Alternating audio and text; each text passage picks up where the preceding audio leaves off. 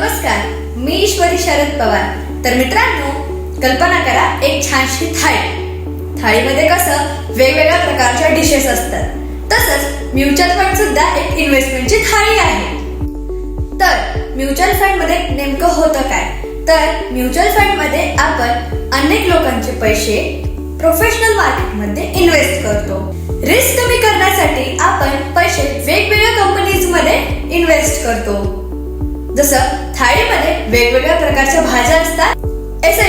SIP म्हणजे systematic investment plan, म्हणजेच दर महिन्याला थोडा थोडा चमचा पैसा टाकत राहणे. हायब्रिड फंड म्हणजे मिक्स थाळी, त्याच्यामध्ये जास्त परतावाही असतो आणि कमीही असतो. आता एक्सपेन्स रेशो म्हणजे काय?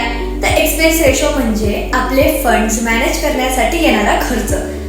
तर जसं आपण थाळी घेतो आणि त्या थाळीवरती सर्व्हिस चार्ज लागतो, तसाच असतो हा एक्सपेन्स रेशो. कमी खर्च असलेला चांगला फंड निवडणं हे खूप महत्त्वाचं आहे. म्हणून म्युच्युअल फंडच्या इन्व्हेस्टमेंटसाठी विविध थाळी दिल्या जातात, म्हणजेच आपले गोल्स सेट केल्या जातात, जी शरद निधी आपल्यासाठी करते. लॉंग टर्म इन्व्हेस्टमेंटसाठी SIP हा खूप चांगला मार्ग आहे. तर तुम्हाला ही म्युच्युअल फंडची थाळी आवडली का नाही?